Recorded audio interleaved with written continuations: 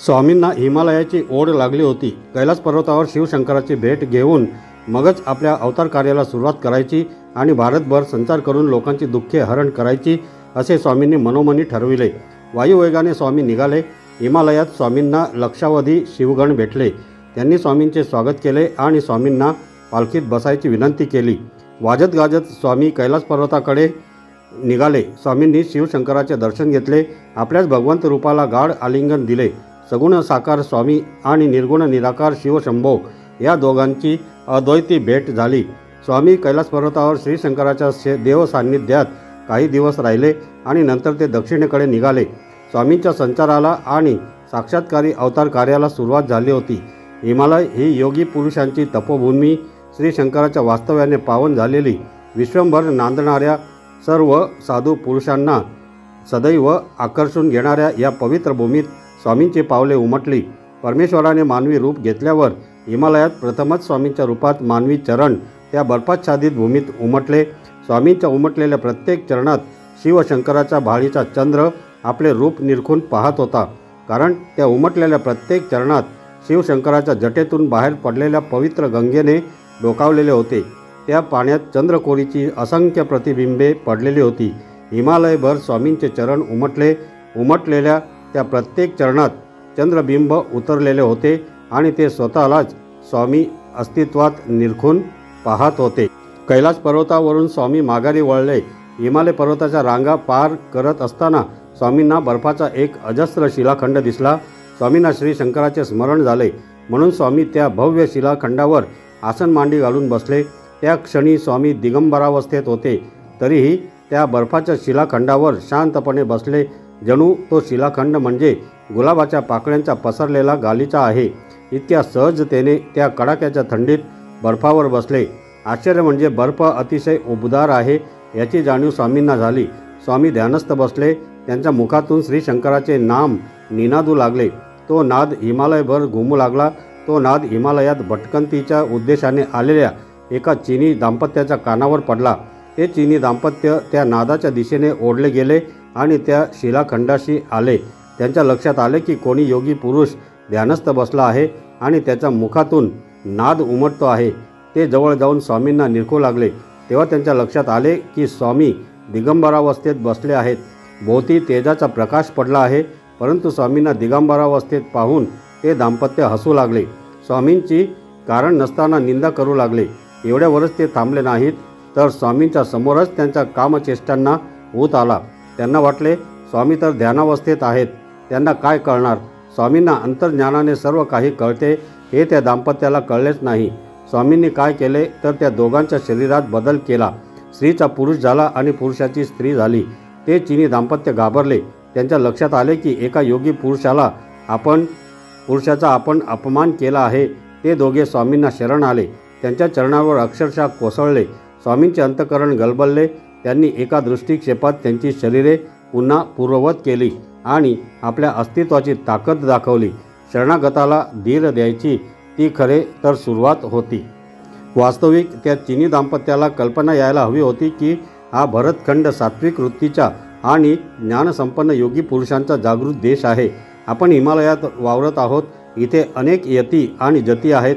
परंतु त्यांच्या तारुण्याला अध्यात्म विचार शिवला नाही आणि त्याची परिणती स्वामींसारख्या दत्तावतारी सिद्ध पुरुषाच्या समोर कामक्रीडा करताना त्यांच्या शरीर बदलात झाली. स्वामींना शरण आल्यावर त्यांच्या अंगाची थरथर थांबली. स्वामींनी केवळ आपल्या तेजस्वी नजरेने त्यांच्या शरीरातला माज उतरवला होता. वास्तविक स्वामींनी आपल्या सामर्थ्याची केवळ चुणूक दाखवली होती. स्वामी खरोखरच रागावले असते तर त्या बर्फाच्छादित हिमालयात चीनी दाम्पत्याच्या कामक्रीडेने विवल झालेल्या शरीराचा काळाभोर कोळसा झाला असता. चीनी पळून गेले. हा सारा प्रकार शिवगणांनी पाहिला होता. स्वामींच्या अस्तित्वात नांदणारी अपार करुणा त्यांनी प्रत्यक्ष अनुभवली होती. पळून जाणाऱ्या चीनी दाम्पत्याला शिवगणांनी वाटेत पकडले. स्वामींचा अपमान केला म्हणून भरपूर चोप दिला. ते दाम्पत्य गयावया करू लागले. आश्चर्य म्हणजे त्यांनी पुन्हा स्वामींचे नाव घेतले आणि ते करुणा भाकू लागले. स्वामींना हे सारे जाणवले. त्यांनी ठरवले की या चीनी दाम्पत्याला सुखरूप सोडवायचे. शिवगण त्या जोडप्याला अक्षरशः जोडपत असताना स्वामींनी एक चमत्कार केला. त्या दाम्पत्याचे पक्ष्याच्या जोडीत रूपांतर केले आणि ते दोन पक्षी चीनी प्रदेशाकडे उडत गेले. स्वामींनी हा चमत्कार शिलाखंडावर बसूनच केला होता. स्वामी हिमालयीन पर्वतराजीत अक्षरशः रममाण झाले होते.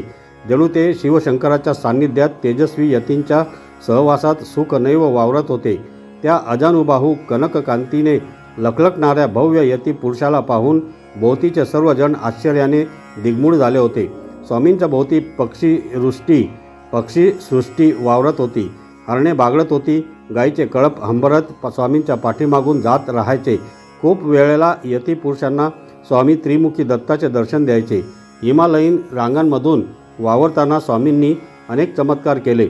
हेतू इतकाच होता की शरणागतांना अभय देत त्यांचे आयुष्य आनंदाने झंकारून टाकायचे, जीवसृष्टीतील दुःखे मालवून टाकायची आणि प्रत्येक भक्ताच्या आयुष्यात सुखाचे दिवे तेवत ठेवायचे. त्याला कुणीही अपवाद नव्हते. ज्यांच्यापाशी मुजरपणा आहे त्यांना शासन करायचे. मुजरपणा नष्ट झाला की त्यांना अभय द्यायचे. स्वामींच्या अवतारा पाठीमागचे खरे रहस्य हे होते की प्रत्येक जीव भगवंतचरणी रममाण व्हावा. मानवी आयुष्याचे कल्याण कशात आहे हे सांगत प्रत्येक माणसाला सुखाचे दरवाजे उघडून द्यायचे. त्यांच्या आयुष्यातला दुःखाचा काळोख नष्ट करायचा, भीतीची थरथर नष्ट करायची. या निमित्ताने स्वामींनी सर्वांना एक सुंदर दिलासा दिला की मानवी दुःखच केवळ नव्हे तर पशुपक्ष्यांचे निःशब्द दुःखसुद्धा ते समजून घेतात आणि प्रत्येकाचे दुःख हरण करून ते दिलासा देतात. प्रत्येकाला अद्भुत अशा शांतीचा प्रत्यय देतात.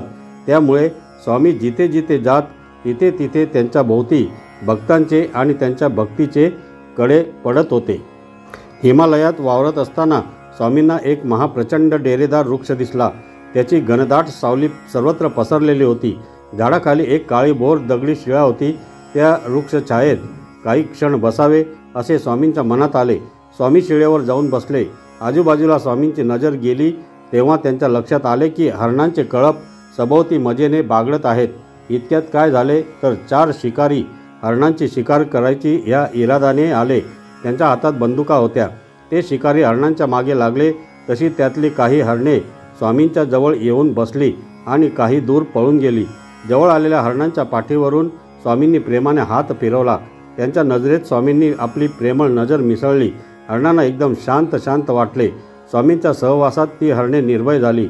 इतक्यात ते 4 शिकारी धावत धावत स्वामींपर्यंत येऊन पोहोचले. स्वामींच्या सहवासात त्या हरणांना बसलेले पाहून शिकाऱ्यांना आश्चर्याचा धक्का बसला. म्हणून त्या 4ही शिकाऱ्यांनी काय केले तर आपल्या बंदुकीतल्या गोळ्या हवेत उडवल्या. हेतू हा की त्या आवाजाने स्वामींच्या प्रेमळ सहवासात बसलेल्या हरणांनी घाबरून स्वामींपासून दूर जावे, म्हणजे शिकार करणे सोपे जाईल. परंतु उलटेच घडले. बंदुकीच्या आवाजाचा हरणांवर किंचितही परिणाम झाला नाही. त्यामुळे ते शिकारी एकदम चिडले. स्वामींना पाहून वेडेवाकडे बोलू लागले. स्वामी समर्थांनी काहीच उत्तर दिले नाही की त्या मग्रूर शिकाऱ्यांकडे अजिबात लक्ष दिले नाही. ते आपल्या हरणांना गोंजारण्यात मग्न झाले. मग त्या शिकाऱ्यांनी बंदुकीतल्या गोळ्या स्वामींच्या दिशेने झाडल्या. चमत्कार असा घडला की एकही गोळी स्वामींना लागली नाही. स्वामींच्या नखालाही धक्का लागला नाही. हे दृश्य आजूबाजूंनी जाणाऱ्या काही सिद्ध योगी पुरुषांनीही पाहिले. ते थक्कच झाले. इतक्यात स्वामींनी शिकाऱ्यांच्या दिशेने 4 बारीक खडे टाकले. तेव्हा ते 4ही शिकारी उभ्या जागी स्थिर झाले. त्यांना हलतासुद्धा येईना. स्वामींना शेवटी त्या 4ही शिकाऱ्यांची कीव आली. स्वामींनी करुण नजरेने त्यांच्याकडे पाहिले तेव्हा त्यांची सुटका झाली. शिकाऱ्यांना पश्चाताप झाला. ते स्वामींच्या चरणांवर अक्षरशः कोसळले. स्वामी त्यांना एवढेच म्हणाले, सर्वांवर प्रेम करा, मुख्य म्हणजे मुख्य प्राण्यांवर प्रेम करा, कुणालाही छळू नका. स्वामी ज्या घनदाट वृक्षछायेत बसले होते ती वृक्षछाया हिमालयातल्या काही हरणांची बागडण्याची आणि रात्री मुक्कामाची जागा होती. शिकाऱ्यांनी स्वामींची मनापासून क्षमा मागून आल्या पावली मागे परतल्यावर स्वामींच्या जवळ जी हरणे भीतीने बसली होती त्यातली एक हरिणी अचानक उठली आणि आपल्या पिल्लाचा शोध घेऊ लागली. कारण शिकारी मागे लागले तेव्हा तिची आणि तिच्या बछड्याची चुकामुक झाली होती. हरिणीचे व्याकुळ डोळे पिल्लाचा शोध घेऊ लागले. ती हरिणी स्वामींकडे सतत पाहू लागली. तिला वाटले की आपले पिल्लू शिकाऱ्यांच्या बंदुकीला बळी पडले तर नाही ना. त्या हरिणीचा सहचरसुद्धा आपल्या पिल्लाचा शोध घेत होता. पिल्लू न सापडल्यामुळे तो हरिणसुद्धा व्याकुळ झाला होता. दोघेही स्वामींच्या चरणांना आपला माथा लावून जणू विनवू लागले की स्वामी, आमचा प्राणप्रिय बछडा आम्हाला परत मिळवून द्या. स्वामींनी त्या दोन्ही हरणांकडे पाहिले. त्यांच्या मस्तकावर हात ठेवला आणि म्हटले, तुम्ही दोघेही अगोदरच्या जन्मात पतिपत्नी होता. तुम्ही खूप पुण्य जमा केले होते, परंतु अनावधानाने तुम्ही एका संत पुरुषाला त्रास दिलात, म्हणून तुम्हाला हा पशुजन्म मिळाला. तुमचे पुण्य बलवत्तर म्हणून तुमची माझी भेट झाली. काळजी करू नका. ते बघा, तुमचे पिल्लू बागडत इकडेच येत आहे. स्वामींनी आपल्या या 2 भक्तांना अभय दिले होते. त्यांचे पिल्लू परत मिळवून दिले होते. स्वामींच्या कृपेने त्यांना वाचा प्राप्त झाली. त्यांना आपले पूर्वजन्म आठवले. त्यांच्या लक्षात आले की कित्येक जन्म आपण स्वामींच्या अवतार कार्यात सामील झालेले आहोत. स्वामींनी त्यांना आशीर्वाद दिला, पुढल्या जन्मात तुम्ही माणूस म्हणून जन्माला याल, तेव्हा आपली भेट अक्कलकोटला होईल. स्वामींनी हरणांना आशीर्वाद दिला आणि ते पुढल्या मुक्कामाला निघाले. स्वामींच्या अद्भुत लीला हिमालयभर पसरलेल्या होत्या. हिमालयात ज्या अनेक प्राचीन गुहा होत्या, त्यात अनेक योगी सिद्ध पुरुष एकांतात आपली तपसाधना करीत होते. काहींनी स्वामींच्या या अद्भुत लीला डोळ्यांनी पाहिल्या आणि त्यांच्या लगेच लक्षात आले की स्वामी समर्थ हे केवळ सिद्ध योगी पुरुष नाहीत, तर ते साक्षात दत्तात्रेयांचे अवतार आहेत. खूप वेळेला त्यांनी एक दृश्य पुन्हा पुन्हा अनुभवले होते की दत्तगुरू आणि स्वामी समर्थ एकत्र बसून गूढ आध्यात्मिक चर्चा करायचे. साक्षात श्री शिवशंकर नंदीवर बसून स्वामींना भेटायला यायचे. म्हणून या सिद्ध योगी पुरुषांनी स्वामींची यथाविधी पूजा केली. त्यांना सुंदर ताजी फळे अर्पण केली. त्यांच्या चरणांवर आपले डोके ठेवून त्यांचे आशीर्वाद घेतले. स्वामी त्यांच्यावर प्रसन्न झाले. कैवल्य साक्षात्काराचा मार्ग त्यांनी या साधक भक्तांना खुला करून दिला. योगविद्या शिकवल्या. हे चालू असताना अचानक त्या पवित्र स्थळी 2 व्याघ्र आले आणि त्यांनी स्वामींवर हल्ला केला. भोवती जमलेले ते सिद्ध योगी एकदम घाबरले. स्वामींनी त्यांना अभय देत, घाबरू नका, मी आहे ना, असे म्हणत स्वामींनी व्याघ्रांचे मस्तक धरले. स्वामींचे दोन्ही हात त्या 2 व्याघ्रांवर पडले आणि त्या क्षणी काय झाले तर 2 तेजस्वी गंधर्व प्रकट झाले. इंद्राच्या शापाने ते व्याघ्राचे जीवन कंठित होते. इंद्राने त्यांना उशाप दिला होता की स्वामी समर्थांचा हात तुमच्या मस्तकावर पडल्यावर तुम्ही शापमुक्त व्हाल. तसेच घडले. ते 2 गंधर्व स्वामींच्या चरणावर कोसळले.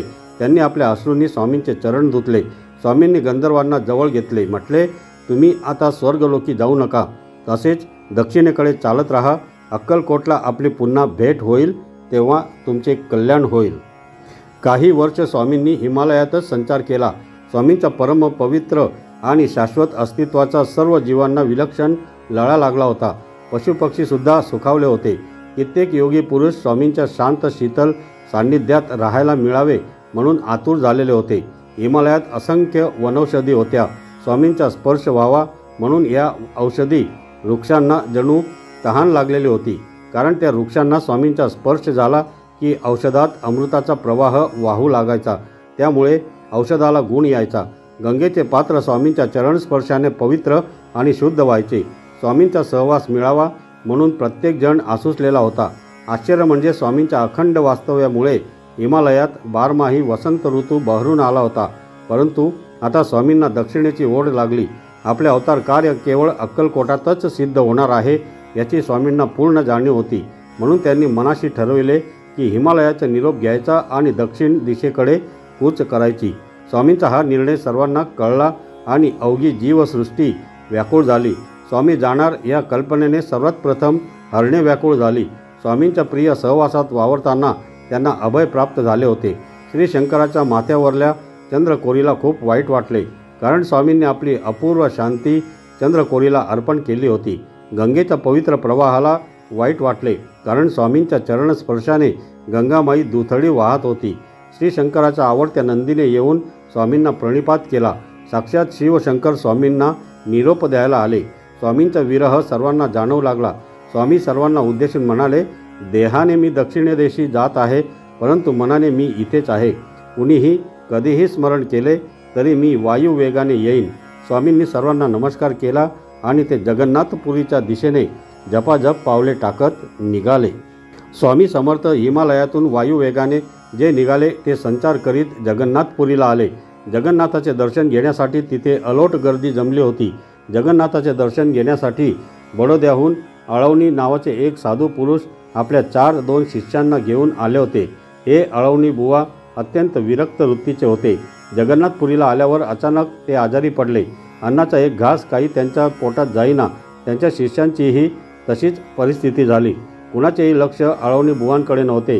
प्रत्येकजण देवाच्या दर्शनासाठी आतुर झाला होता.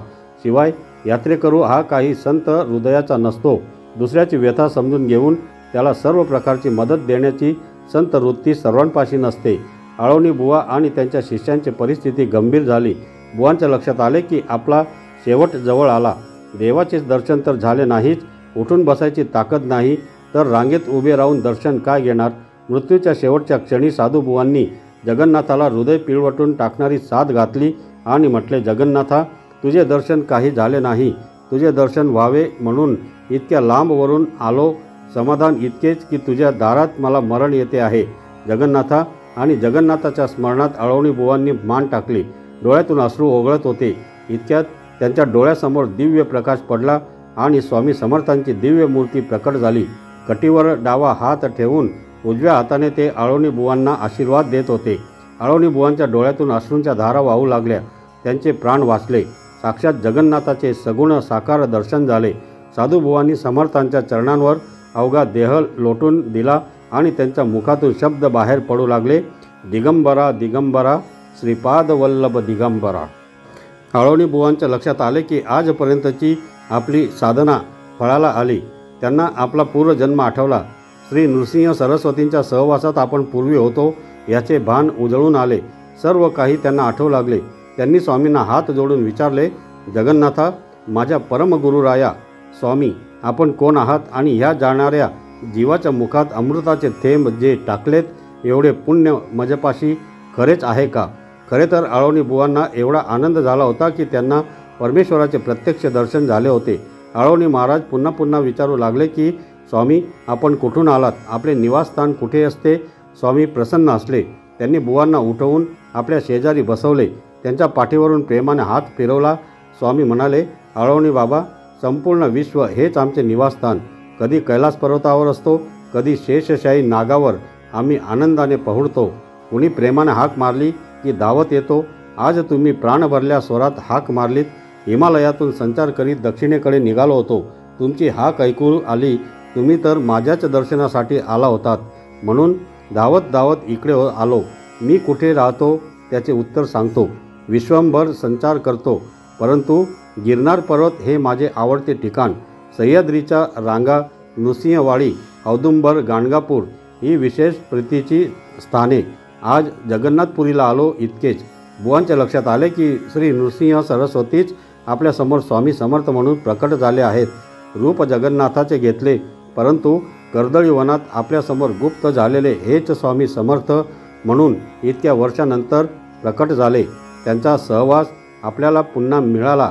हे चरण पुन्हा सोडायचे नाहीत. स्वामींच्याच स्मरणात आता प्रत्येक क्षण, प्रत्येक श्वास वेचायचा. स्वामींचे अमृत भारले मधाळ बोल ऐकून आळवणी बुवा भारावून गेले होते. आपण कित्येक दिवसात अन्नाचा कणसुद्धा खाल्लेला नाही, तरी उठून बसायची ताकद केवळ स्वामी कृपेने लाभली हे त्यांच्या लक्षात आले होते. वास्तविक बुवा आजारी आहेत आणि त्यांच्यापाशी औषध नाही की अन्नाचा कणसुद्धा नाही याची जगन्नाथपुरीला लोटलेल्या गर्दीला जाणीवसुद्धा नव्हती. सर्व गर्दी रावळातल्या जगन्नाथाच्या मूर्तीचे दर्शन घेण्यासाठी लोटली होती. परंतु आळवणी नावाच्या या साधू पुरुषाचे भाग्य असे की भुकेने क्षीर्ण झालेल्या रुग्णावस्थेत असलेल्या या बुवांना स्वामी समर्थांनी जगन्नाथाच्या रूपात दर्शन घडवले होते. इतक्यात आणखी एक चमत्कार घडला. स्वामींनी आळवणी बुवांसाठी मिष्टान्नाची व्यवस्था केली. पंचपक्वान्नांचा घमघमाट सुटला. जगन्नाथाच्या देवळातले पुजारी बुवांकडे आले आणि म्हणाले, प्रसाद तयार आहे, भोजनाची सिद्धता झाली आहे, ताबडतोब चला. कृश झालेल्या आळवणी बुवांना आणि त्यांच्या 4 शिष्यांना पालखीत बसवून भोजनस्थळी नेण्यात आले. त्यांनी भोजनाचा आस्वाद घेत स्वामींचे पुन्हा स्मरण केले. तेव्हा स्वामी बुवांच्या समोर उभे राहिले आणि म्हणाले, तुम्ही खूप भुकेले आहात, प्रथम अन्न ग्रहण करा. स्वामींच्या असीम कृपेने बुवा तृप्त जेवले. त्यांचा अशक्तपणा कुठल्या कुठे दूर पळून गेला. आजार संपला. हा अद्भुत प्रकार सर्वांनी पाहिला. स्वामी जगन्नाथाच्या मंदिराजवळ एका झाडाखाली बसले होते. सर्व यात्रेकरू जगन्नाथाचे दर्शन घेऊन झुंडीच्या झुंडीने स्वामींच्या दर्शनाला येऊ लागले. लोकांना स्वामींनी वृद्ध नृसिंह सरस्वतीच्या रूपात दर्शन दिले. लोकांमध्ये ते वृद्ध नृसिंह सरस्वती या नावानेच प्रसिद्ध झाले. लोक त्यांच्या चरणांवर प्रेमाने अक्षरशः कोसळू लागले. हे सारे आळवणी बुवा जवळ बसून पाहत होते. जगन्नाथपुरीत स्वामी काही काळ वास्तव्याला होते. त्यांचा अद्भुत महिमा चहू दिशेने पसरला होता. लोकांची गर्दी वाढत होती. त्यांच्या दर्शनासाठी लोक आसुसलेले होते. जो कोणी त्यांच्या परमपवित्र चरणांना मिठी मारून आपले असह्य दुःख निवेदन करी, त्या क्षणी स्वामींची प्रेमळ स्नेहाळ नजर त्या दुःखिताच्या सर्वांगावरून फिरे आणि आश्चर्य म्हणजे त्या क्षणी तो माणूस दुःखमुक्त होई. महिमा वाढत चालला होता. वृक्षाच्या घनदाट छायेत स्वामी बसलेले असायचे. देवळाचे पुजारी रोज प्रसादाचे नैवेद्याचे ताट स्वामींपुढे ठेवायचे आणि विनंती करायचे, स्वामी, तुम्हीच खरे तर जगन्नाथ आहात, विश्वाचे नियंते आहात, प्रसाद ग्रहण करा, म्हणजे मग सर्व भक्तांना प्रसाद वाटता येईल. स्वामी प्रसादाचे ग्रहण करायचे आणि प्रसादाच्या ताटातले सुग्रास अन्न सर्वांना प्रसाद म्हणून वाटायला लागायचे. आश्चर्य म्हणजे प्रसादाच्या अन्नाचे कितीही वाटप केले तरी ते सुग्रास अन्न संपत नसे की प्रसादाचे ताट रिकामे होत नसे. स्वामींची ही कीर्ती सर्वत्र पसरली. एके दिवशी एक जन्मांध स्वामींच्या चरणांशी कोसळला. त्याने स्वामींच्या चरणांना घट्ट मिठी मारली. तो स्वामींना म्हणू लागला की स्वामी, तुमच्या रूपाने प्रत्यक्ष परमेश्वर प्रकट झाला आहे, परंतु मी पडलो जन्मांध. मला परमेश्वराचे दर्शन त्यामुळे घडत नाही. स्वामी, आपले प्रत्यक्ष दर्शन घडेल अशी माझ्यावर कृपा करावी. मी अनाथ आहे म्हणून तुमच्या पायाशी आलो. स्वामींनी त्या जन्मांधाला अलगदपणे उठवले. त्याच्या पाठीवरून प्रेमाने हात फिरवला, त्याला जवळ घेतले आणि त्याच्या डोळ्यावरून हात फिरवला. त्या क्षणी चमत्कार असा घडला की त्या जन्मांधापुढे दिव्य प्रकाश पडला. स्वामींनी त्याला श्री दत्तात्रेयाच्या रूपात दर्शन दिले. जन्मांधाचा खूप आनंद झाला. त्याने स्वामींचे चरण घट्ट पकडले. म्हणू लागला, स्वामी, प्रत्यक्ष परमेश्वराला भेटण्याचे भाग्य तुम्ही मला दिलेत. आता हे चरण मी कधीच सोडणार नाही. स्वामींनी त्याला म्हटले, आता तू मज समीपच राहणार आहेस. तू माझ्याबरोबर दक्षिणेच्या प्रवासाला चल. जसा जसा स्वामी महिमा वाढू लागला तसे तसे जगन्नाथपुरीमधल्या स्वामींच्या वास्तव्याला एक अलौकिक लेणे प्राप्त झाले. गर्दी हटता हटत नव्हती. हजारो भक्त प्रत्यक्ष परमेश्वर प्रकट झाला आहे या भावनेने स्वामी समर्थांना भेटायला यायचे. त्यांच्या चरणांशी घटकाभर बसायचे. खूप लोकांच्या डोळ्यातून आनंदाश्रू वाहायला लागायचे. प्रत्यक्ष परमेश्वर भेटला ही भावना मनोमनी जपत लोक पुन्हा मागे परतायचे. स्वामींपुढे ठेवलेले नैवेद्याचे ताट रिकामेच होत नाही या चमत्कारामुळे लोक ते पाहत खूप वेळ उभे राहायचे. सर्वांना भरपूर प्रसाद वाटून झाला की स्वामी ते ताट पुजाऱ्यांच्या हातात द्यायचे आणि देवळाचे पुजारी आनंदाने पुन्हा गाभाऱ्यात जाऊन जगन्नाथाची पूजा करायचे. त्यांची तर अशी खात्री पटली होती की प्रत्यक्ष जगन्नाथानेच स्वामींचे रूप घेतले आहे. एक दिवस स्वामींनी निश्चय केला की जगन्नाथपुरी सोडायची आणि हरिद्वारला गंगेच्या काठावर शांतपणे बसायचे. विचार मनात आला आणि स्वामी क्षणार्धात अंतर्धात पावले. वायुवेगाने हरिद्वारला जाऊन पोहोचले. स्वामी हरिद्वारला गंगेच्या काठावर एका झाडाखाली निवांत बसले होते. गावाला अजून स्वामींच्या आगमनाची वार्ता पोहोचली नव्हती. संध्याकाळची वेळ होती. गावाबाहेर ढकलला गेलेला एक महारोगी स्वामींच्या दिशेने येऊ लागला. स्वामींनी अंतर्ज्ञानाने त्या रोग्याला ओळखले. त्यांनी त्या महारोग्याला खुणेने जवळ बोलावले. स्वामींनी बहिष्कृत केलेला तो महारोगी खूप सुखावला. तो स्वामींच्या जवळ गेला. स्वामींनी त्याला गंगेत स्नान घातले. त्याच्या शरीराला स्पर्श केला आणि काय आश्चर्य, त्याचा महारोग संपुष्टात आला. तो पुन्हा माणसात आला. त्याला खूप आनंद झाला. त्याने स्वामींचे पाय घट्ट पकडले. स्वामींना तो शरण गेला. ही बातमी गावात कळली आणि झुंडीच्या झुंडी स्वामींच्या दिशेने झेपावू लागल्या. स्वामींचा उदो उदो होऊ लागला. प्रत्यक्ष परमेश्वर प्रकट झाला आहे अशी वार्ता सर्वत्र पसरली. स्वामींनी गावातल्या एका महारोग्याचा केवळ आपल्या हाताने स्पर्श करून उद्धार केला आणि त्याला रोगमुक्त केले. ही घटना गावाला कळली आणि सर्वांना आश्चर्याचा धक्का बसला. 12 वर्ष तो महारोगी गावाबाहेरच वेदनेने तडफडत भडकत होता हे गावाला ठाऊक होते. सगळा गाव मग स्वामींभोवती जमा झाला. गावात परमेश्वर प्रकट झाला आहे या भावनेने लोक स्वामींच्या दर्शनाला येऊ लागले. गंगेचा काठ माणसांनी फुलून गेला. असाध्य रोगाने पिडलेले अनेक लोक होते. प्रत्येकजण स्वामींना शरण येत होता. स्वामी अतिशय दयाळू अंतःकरणाचे होते. प्रत्येकाविषयी त्यांना ममत्व वाटत होते. तो बरा झालेला महारोगी स्वामींजवळ उभा होता. स्वामींनी एक निर्णय घेतला की जन्मलेल्या दुःखी कष्टी लोकांसमोर या महारोग्याच्या पूर्वस्मृती जाग्या करायच्या आणि त्याने पूर्वजन्मात जी असह्य दुष्कृत्ये केली होती त्यांचा पाडा त्याच्याच तोंडून वदवायचा. हेतू हा होता की या जन्मीची सहन न होणारी शारीरिक दुःखे आणि मानसिक यातना पूर्वजन्मातल्या दुष्कृत्यांशी निगडीत असतात हे लोकांना कळावे.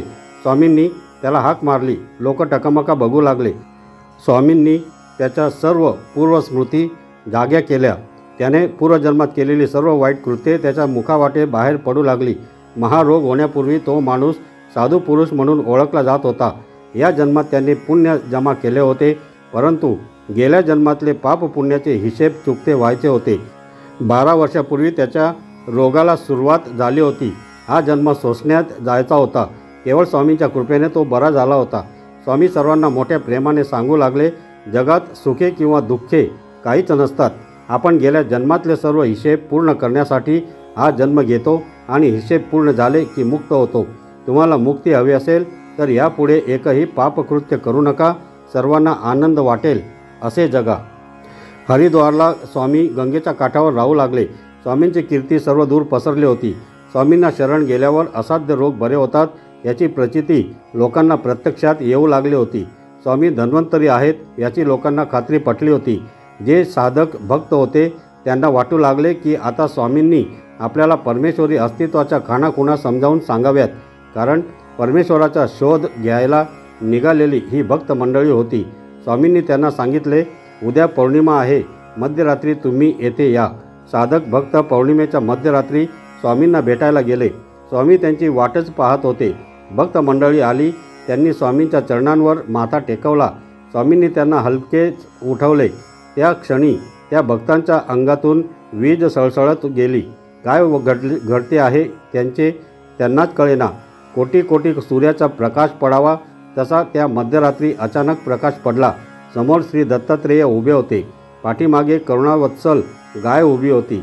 गंगेचा प्रवाह स्वामींचे चरण घट्ट पकडून त्या पवित्र चरणाभोवतीच गरागरा फिरू लागला होता.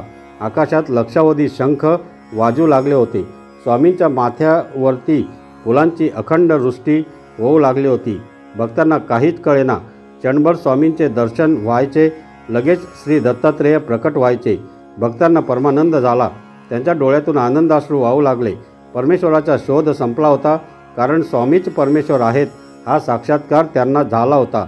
दुःखी कष्टी जीवांचे यातनामय जीवन संपुष्टात आणणारे स्वामी हे दत्तावतार आहेत याची खात्री त्या साधक भक्तांना पटली आणि ते स्वामींच्या चरणांवर माथा टेकवून म्हणाले, स्वामी, आम्हाला तुम्ही तुमच्यात सामावून घ्या. आमच्या जन्माचे सार्थक झाले. तुमच्याच सेवेत राहण्याचे भाग्य आम्हाला मिळेल असा वर द्या ना. स्वामी मंद हसले आणि म्हणाले, तथास्तु. काही साधक परमभक्तांना स्वामींनी काल मध्यरात्री आपल्या परमेश्वरी स्वरूपाचे दिव्य दर्शन दिले. ही घटना हरिद्वारभर पसरली आणि पहाटेपासून स्वामींच्या दर्शनाला लोकांची गर्दी लोटू लागली. स्वामींनी गेल्या काही दिवसात अनेक चमत्कार करून दाखवले होते. केवळ महारोग्याचे दुःख हरण केले होते एवढाच तो चमत्कार नव्हता, तर अनेक असाध्य रोग स्वामींनी केवळ स्पर्शाने बरे केले होते. प्रत्येकजण स्वामींच्या सहवासाचा आनंद लुटत होता. स्वामी हे परमेश्वराचे मूर्त रूप आहे याची लोकांना खात्री पटली होती. या प्रचंड गर्दीमध्ये हरिद्वारमध्येच राहणारा एक दुष्ट बुद्धीचा माणूस सामील झाला होता. त्याला स्वामींचे हे चमत्कार म्हणजे निव्वळ थोटांड आहे असे वाटत होते. अविचाराने ग्रासलेला तो कुविचारी दुष्ट प्रवृत्तीचा माणूस स्वामींसमोर जाऊन उभा राहिला. स्वामींना नमस्कार करायचे सौजन्यसुद्धा त्याच्यापाशी नव्हते. त्याने स्वामींना एका मागोमाग एक प्रश्न विचारायला सुरुवात केली. आपण स्वतःला परमेश्वराचे अवतार समजता काय? आपण कुठून आलात? एकदम या गावात कसे काय टपकलात? पुढे तुमचा बेत काय आहे? स्वामींनी त्याच्याकडे भेदक नजरेने नुसते पाहिले मात्र आणि अचानक त्याची वाचा बसली. तोंडातून शब्द उमटेना. तोंडाला फेस आला. काहीतरी बोलायचा प्रयत्न करताना त्याची जीभ एकदम लोळी पडली आणि त्याला अर्धांगाचा झटका आला. तो खालीच कोसळला. स्वामींनी त्याला एकच भेदक प्रश्न विचारला, तू काल गोमांस शिजवून खाण्यासाठी एका गायीची हत्या केलीस? स्वामींचा प्रश्न पूर्ण होण्यापूर्वीच लोकांनी त्या दुष्ट माणसाचा धिक्कार करायला सुरुवात केली. स्वामींनी लोकांना शांत केले. त्या दुष्ट माणसाला पश्चाताप झाला. तो स्वामींपाशी गयावया करू लागला, परंतु जीभ लोळी पडल्यामुळे त्याला काहीच बोलता येईना. स्वामींनी त्याच्याकडे करुणार्थ नजरेने पाहिले मात्र तो एकदम बोलू लागला, स्वामी, माझी मोठी चूक झाली. मला क्षमा करा. माझे अपराध पोटात घाला. स्वामींनी त्याला क्षमा केली, परंतु जाता जाता त्याला आपल्या सामर्थ्याची चुणूक दाखवली.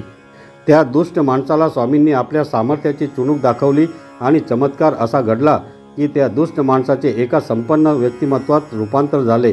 स्वामींसारखा श्रेष्ठ अवतारी पुरुष भेटला म्हणून त्या माणसात आमूलाग्र बदल घडून आला.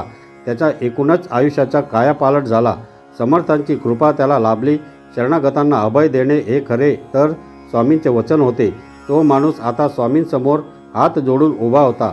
स्वामींनी त्याला विचारले, काल तू जी गाय मारलीस ती कुठे आहे? तो माणूस पुन्हा थरथरू लागला, परंतु स्वामींना घेऊन तो त्या ठिकाणी गेला. सर्व लोक त्यांच्या मागून गेले. समर्थ त्या माणसाला म्हणाले, तुला पश्चाताप झाला आहे असे तू म्हणालास, मग या गायीला तू आता जिवंत कर. तो माणूस ओशाळून गेला. आपण गायीला कसे काय जिवंत करणार? तो माणूस स्वामींच्या चरणांना स्पर्श करून म्हणू लागला, स्वामी, आपण परमेश्वर आहात. आपण कृपा केलीत तरच ही गाय जिवंत होईल. असे म्हणून त्याने स्वामींचे चरण धुतले. ते चरणोदक हातात घेतले आणि स्वामींचे स्मरण करीत गायीवर शिंपडले. स्वामींच्या चरणोदकाचा स्पर्श होताच गाय एकदम उठून उभी राहिली आणि स्वामींच्या जवळ येऊन अंबरू लागली. स्वामींनी गायीच्या पाठीवरून हात फिरवला. लोकांनी आनंदाने स्वामींच्या नावाचा जय जयकार सुरू केला. लोकांनी उद्घोष केला, अनंतकोटी ब्रह्मांड नायक राजाधिराज स्वामीराज महाराज यांचा जय जयकार असो. स्वामींनी त्या गायीच्या मस्तकावर हात ठेवला. गायीने मग स्वामींना प्रदक्षिणा घातली आणि ती स्वामींच्या पाठीमागे जाऊन उभी राहिली. ते दृश्य पाहताना सर्वांना एकमुखी दत्ताचे दर्शन झाले.